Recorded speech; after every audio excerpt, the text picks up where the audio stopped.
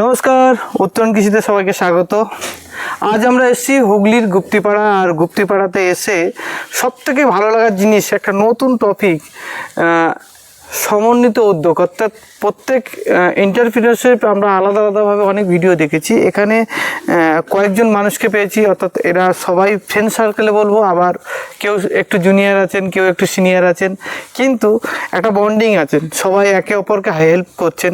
এবং এই জায়গাটায় প্রায় 4-5টা ফার্মার একসাথে কাজ করছেন, মানে সম উদ্যোগ বলা যায়।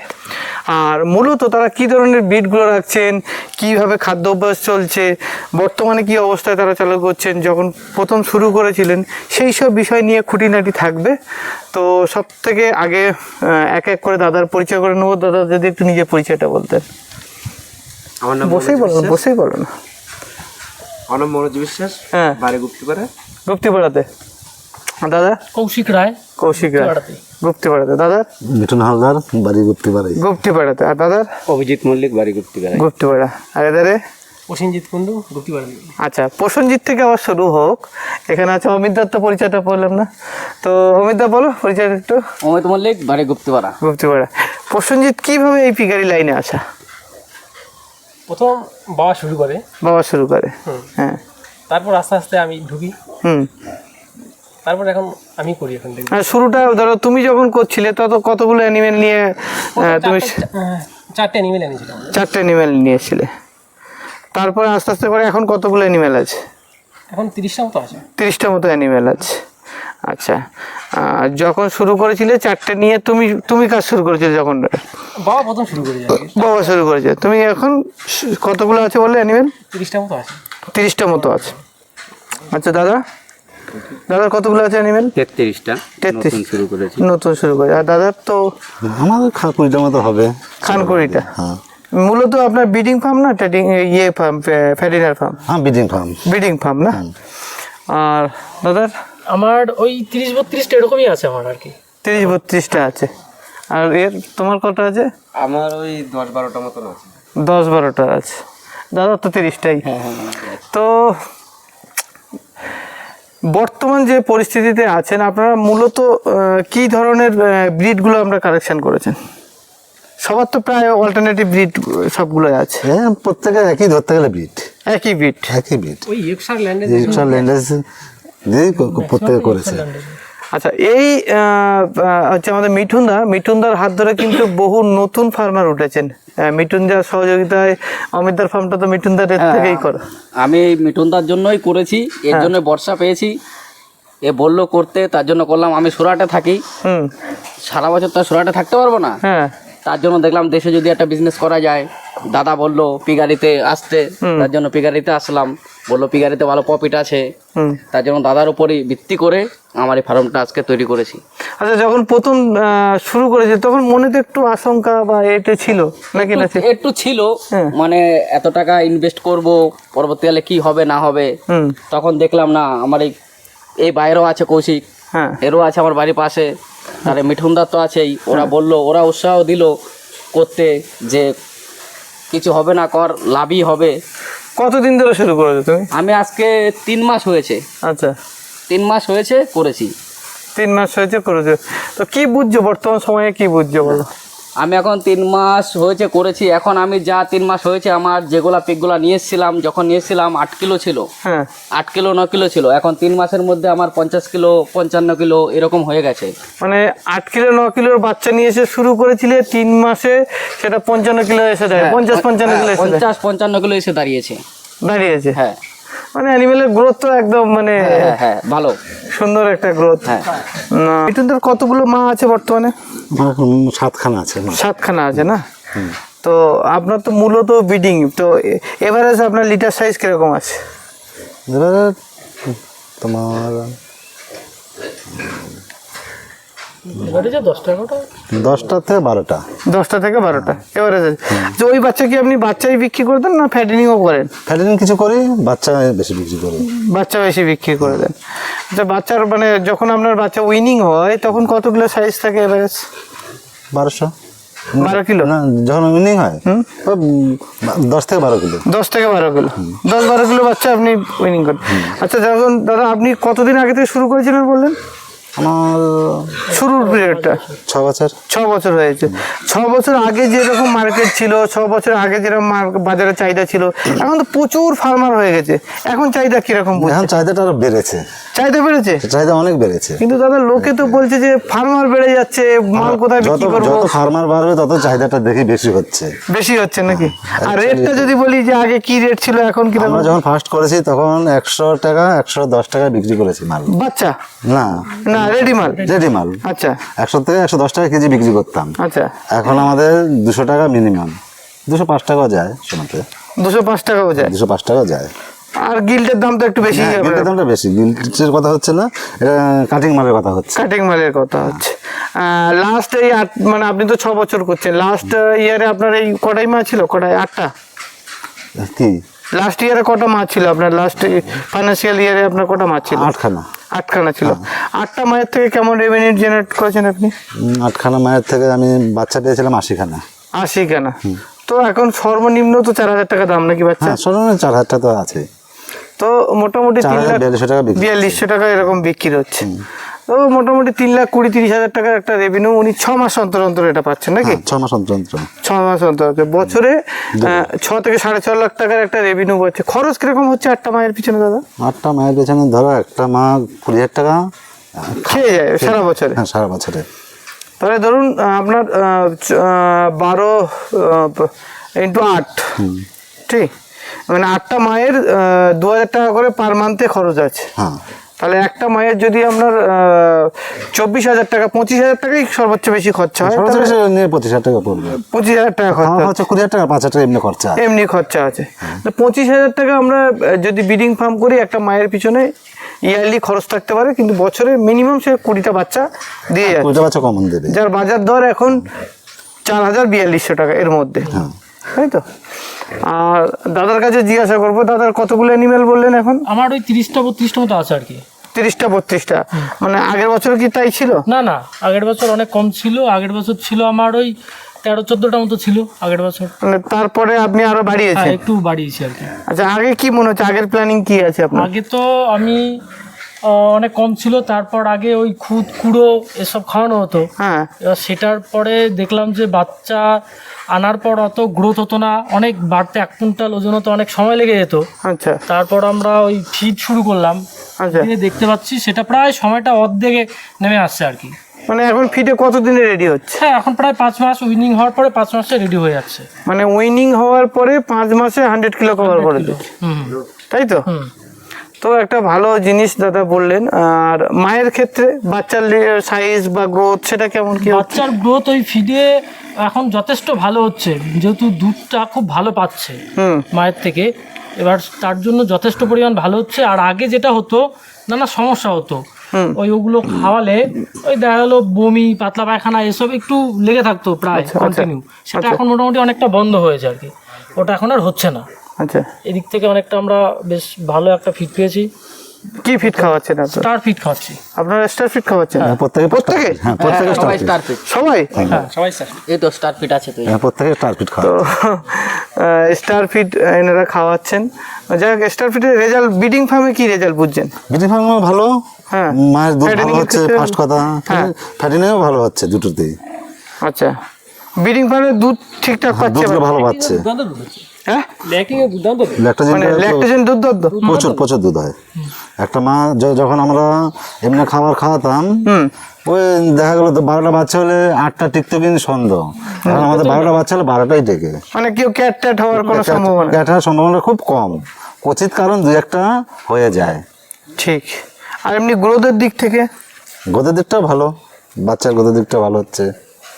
আচ্ছা দাদা, একটা অ্যানিমেল মানে আপনারা যেভাবে খাওয়াচ্ছেন বা যে পদ্ধতিতে করছেন, ছোট থেকে বাচ্চার উইনিং থেকে ফ্যাটেনিং পর্যন্ত টোটাল কতগুলো খাবার খাচ্ছে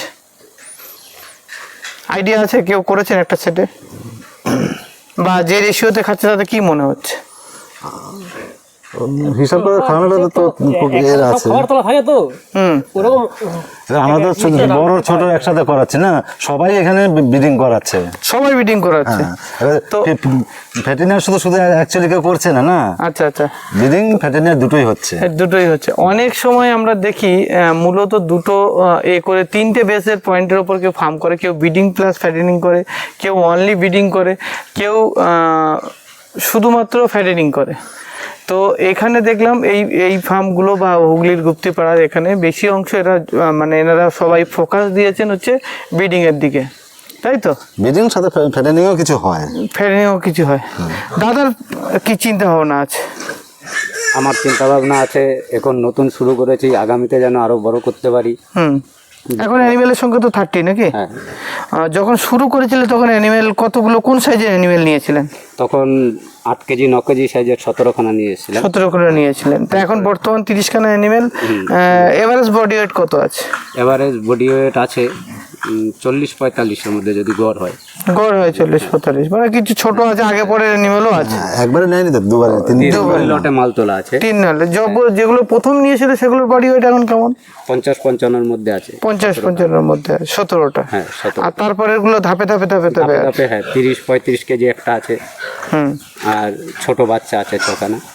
তো আপনি তো দাদা বেশি দিন হলো শুরু করেননি? না, আমরা 3 মাস হয়েছে শুরু করে। তা যখন শুরু করেছিলেন কটা রুম ছিল আপনার, কত বাই কত রুম ছিল?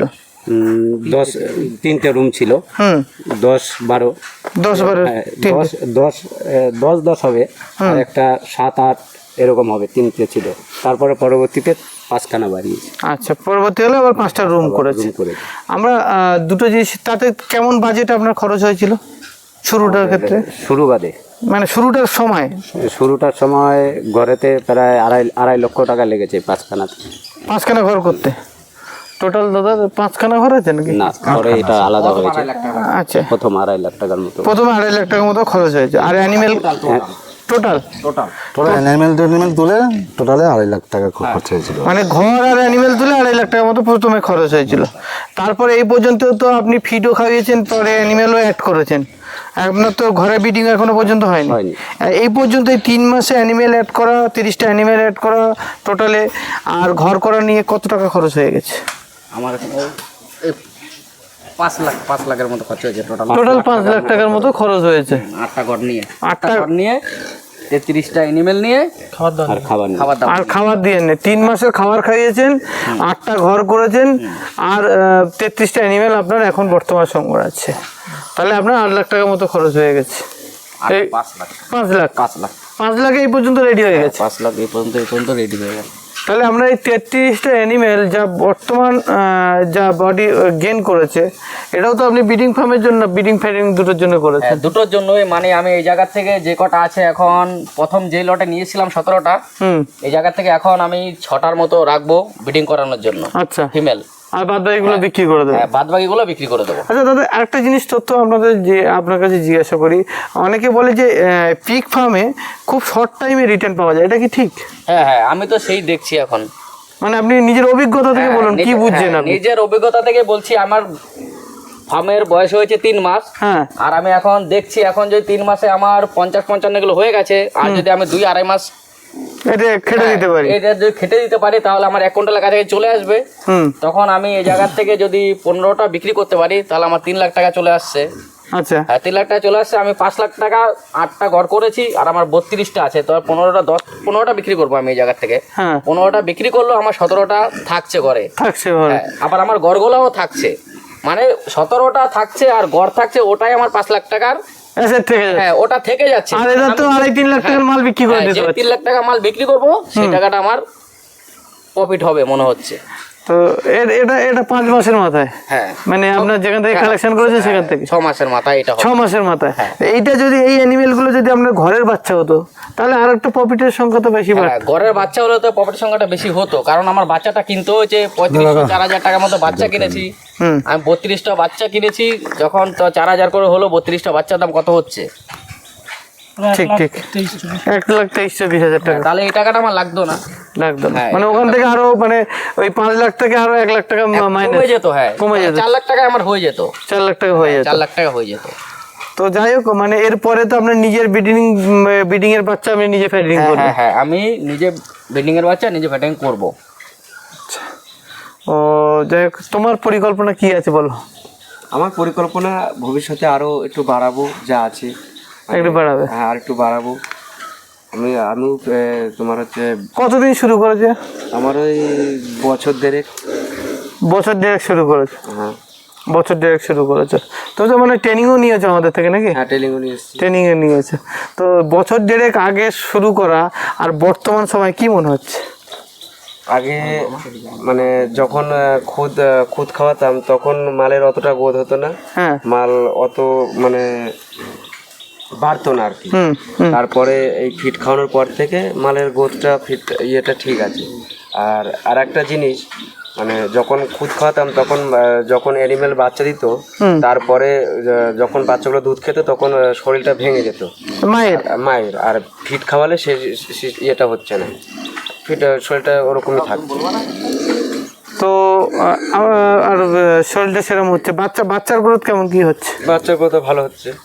ভালো হচ্ছে না? বর্তমান মায়ের সংখ্যা কতগুলো আছে? মায়ের সংখ্যা এখন বর্তমানে আছে ওই 7টা মতন। 7টা মতো মা আছে।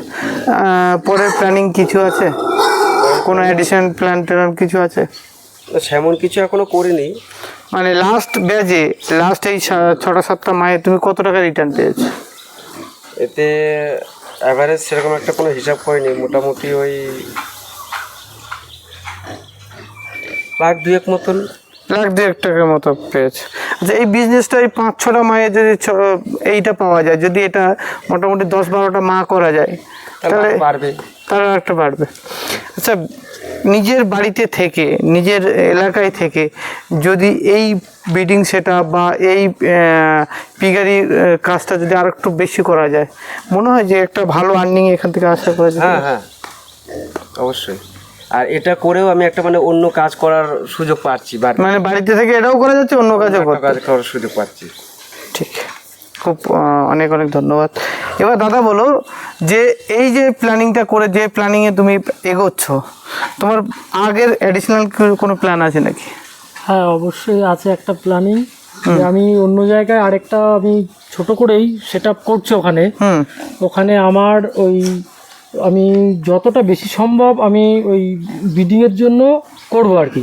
আচ্ছা, আছে প্রায় 6টা-7টা মিনিমাম করব। আর এর ম্যাক্সিমাম বাচ্চাগুলোই আমি আমার ফার্মেই রাখবো আর কি। আচ্ছা, ফ্যাটিংয়ের জন্য নিজের বাচ্চা নিজে রাখবো। হ্যাঁ, এটার একটা প্ল্যানিং আছে। আমাদের প্রত্যেকে সেই সিস্টেমে করে।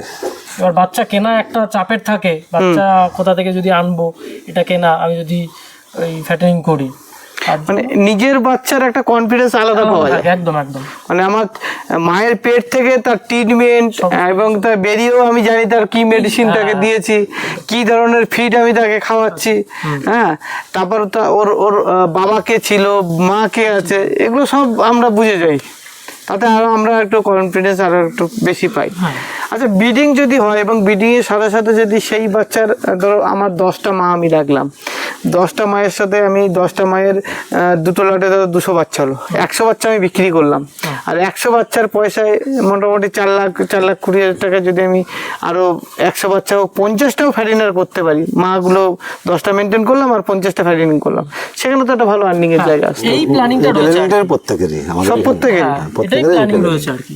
মানে 10টা করে মা রাখবো, 200 বাচ্চা যদি আমি ইয়ারলি পাই, আমি 150 বিক্রি করে দেবো, 50টা ফ্যাটেনিং করবো, আর মাগুলোকে আমি তৈরি করে রেখে দেবো।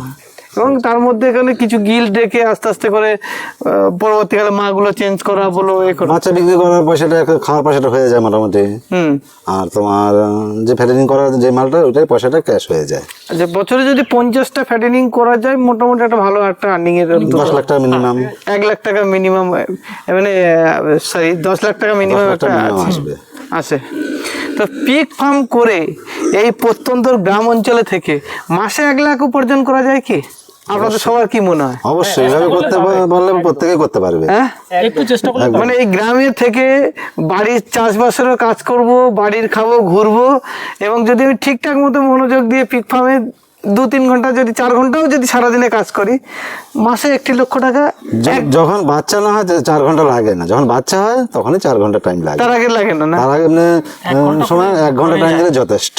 1 ঘন্টা টাইম, মানে সকালে 1 ঘন্টা, বিকেলে 1 ঘন্টা। তাহলে সারাদিনে 2 ঘন্টা কাজ করছি, হ্যাঁ, আর মাসে 1 লক্ষ টাকা ইনকাম করছি। সেটা করার কোনো ব্যাপার নেই, এটা পিকারিতে সম্ভব?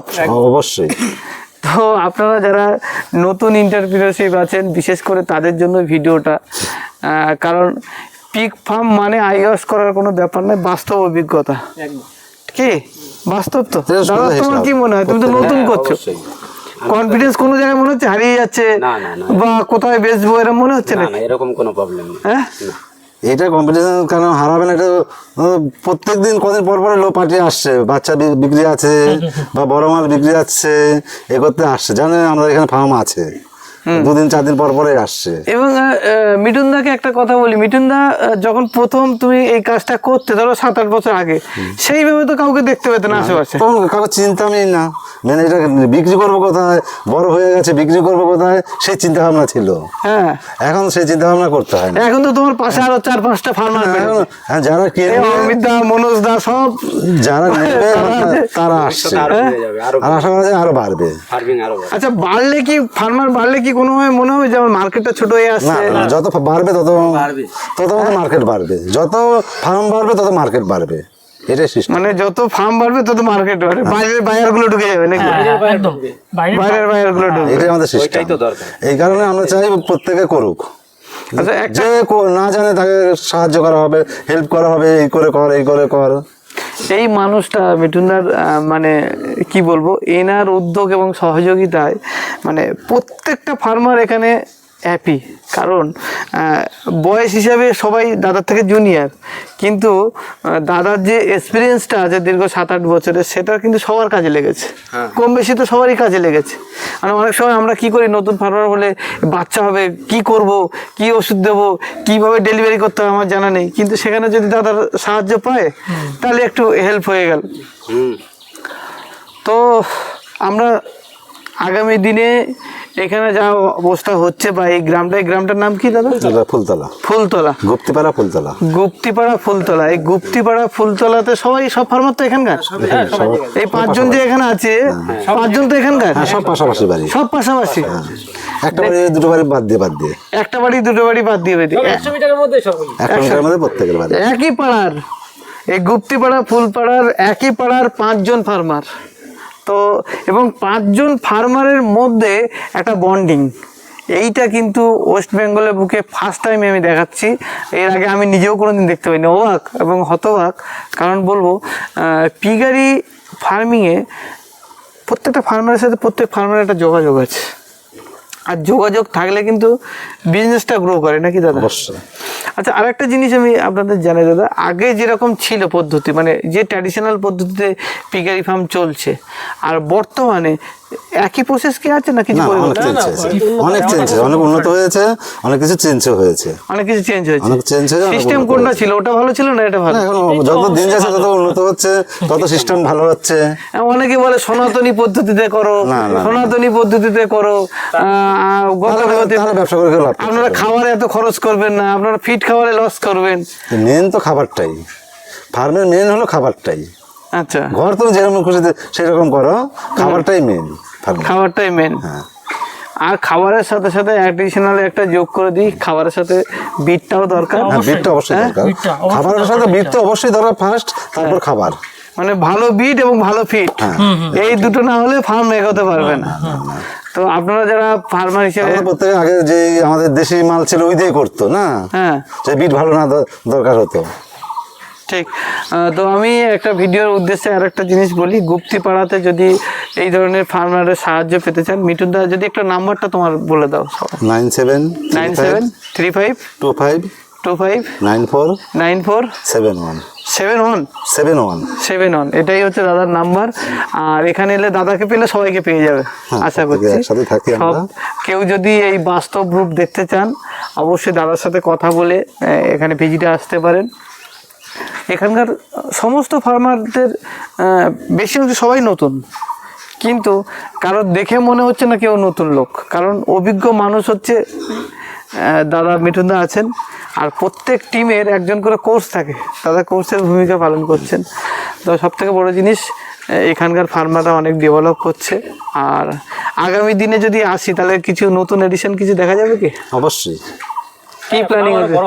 অবশ্যই সবার প্রত্যেকের ফার্ম বাড়বে, প্রত্যেকে দাদা কি মনে হয়? পাল্টাবে সব। প্রত্যেকের ফার্ম আগামী বছর আসলেই বুঝতে পারবে, আগামী বছর বুঝতে পারবে। তো অবশ্যই কন্টিনিউয়াস 2020 থেকে যে লড়াইটা লড়ছি, পিগারি মানেই লোকের একটা ঘৃণার চোখে দেখতো, এখন পিগারিটাকে অনেক সম্মান করে। প্রথম আমরা যখন করেছি ফার্স্ট, অনেকেই ঘৃণা করতো, অনেক মানুষ ছিল আচ্ছা ঘৃণা করতো, ও শোকর বসে এরকম বলতো। এখন প্রত্যেকে করার চিন্তা ভাবনা নিচ্ছে, অনেকে জায়গার জন্য করতে পারছে না, অনেকে অর্থের জন্য করতে পারছে না। ঠিক ঠিক আছে। পিগারি ফার্ম কিন্তু একটা হিউজ পয়সা লাগে দাদা। অবশ্যই এই যে কেউ যদি বলে ফোন করে প্রচুর, এই যে মোটামুটি দাদা আমার কাছে 50,000 টাকা আছে, আমাকে একটা পিক ফার্মে প্ল্যান, আমি তাকে বারণ করি মিনিমাম 3-4 লক্ষ টাকার একটা ফান্ড নিয়ে আপনারা শুরু করুন। 10টা নিয়ে শুরু করুন, করলে একটা 4-5 লক্ষ টাকা হলে খুব ভালো। দেখা গেল করলো, সে চালাতে পারলো না, তারপর লাস্টে ঘর আছে নষ্ট হলো, মাঝ রাস্তায় গিয়ে দেখা গেল লস হয়ে গেল। হ্যাঁ, 4-5 লক্ষ 50,000 টাকা কি হবে? ও তো খাবারই লাগবে, দেখা গেল 10খানা বাচ্চা কিনলো, ও তো খাবার কেনার পয়সা থাকবে না। একটা বাচ্চা তো মিনিমাম বড় করতে গেলে যদি ফ্যাটিনে হিসেবে বিক্রি করে 8,500 টাকা খাবারই লেগে যাবে। 8,500 টাকা কমন খাবার লাগবে। হ্যাঁ, কমন খাবার লাগবে। তো নিজের ইলেকট্রিক খরচা আছে, জায়গা, ঘর, লেবার, এরও তো একটা খরচা আছে।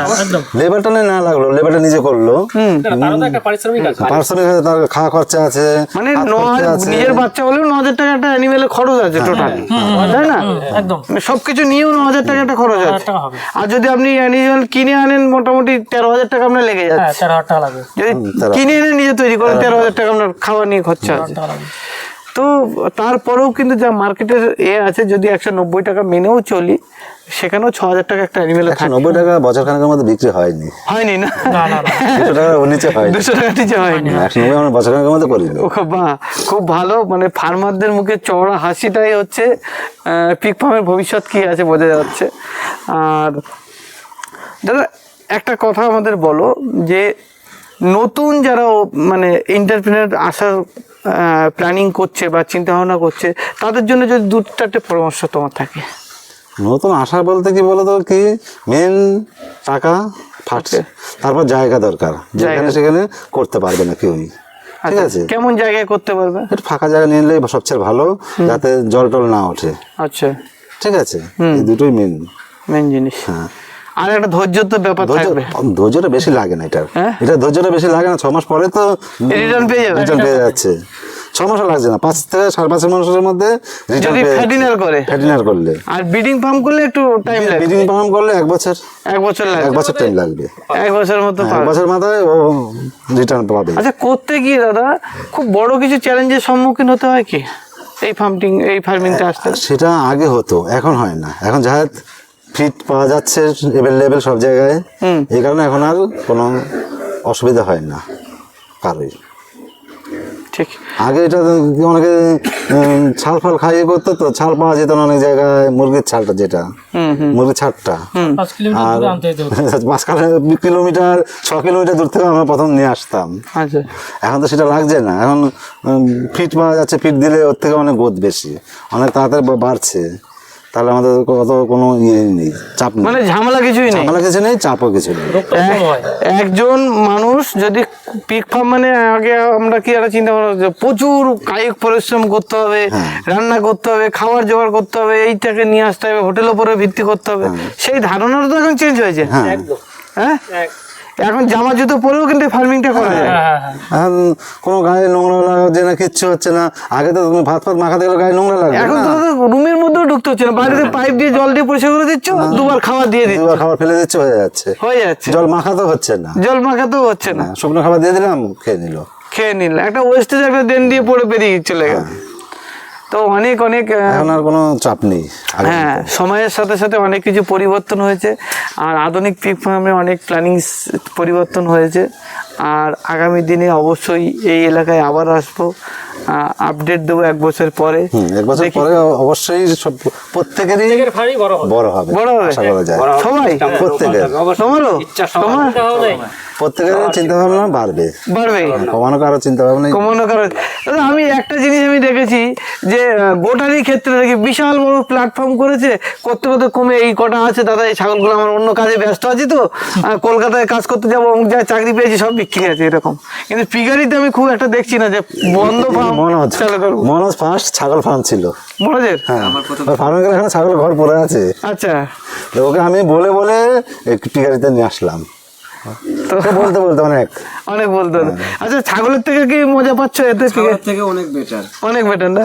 লাস্টে ছাগল বিক্রি করতে হয়েছে, তো কিছুই আসে না, মরে যাচ্ছে 2 দিন পর। একটা লং টাইমের খেলা, হ্যাঁ। মানে একটা খাসি রেডি করতে গেলে 1 বছর কিছুই হয় না, 1.5 বছর লাগে মিনিমাম একটা রেডি করতে গিয়ে, আবার দামও কম। আর দামও কম, মানে বিক্রি কিলো তো বিক্রি করতে পারছে না, থাউকো বিক্রি করতে পারছে। মোটামুটি একটা 5 মাসে একটা শুয়োর 20,000 বিক্রি হচ্ছে, আর 1.5 বছরে একটা ছাগল 20,000 বেচছে। 10,000 বিক্রি করতে হিমশিম, 10,000 হিমশিম হয়ে 10,000 বিক্রি করতে হিমশিম খেতে হয়। তা ভালো বিডের হলে 10,000 টাকা যদি হয়, তবে একসাথে তো 20-30টা বেচতে পারবেন না। না না হ্যাঁ না, একসাথে 20-30টা বেচা খুব টাফ। টাপ। আর আমাদের এটা তুমি 200-300 পিস দিলেও নিয়ে নেবে। 200-300 পিস দিলেও নিয়ে নেবে। তো যাই হোক অনেক অভিজ্ঞতা আপনাদের সামনে শেয়ার হলো। দাদারা সবাই ভালো থাকবেন, আর আগামী দিনে আবার আসবো, 1 বছর পরে আবার নতুন আপডেট পাবো, তাই তো নাকি? অবশ্যই তো এক বছর পর প্রত্যেকের আপডেট হবে। আমাদের দেবো। ভিডিওটা আজকে এই পর্যন্তই, সবাই ভালো থাকবেন, আর ভালো লাগলে এনাদের অভিজ্ঞতাটা বন্ধুদের মধ্যে শেয়ার করে দেখার সুযোগ করে দেবেন। দাদাদের সাথে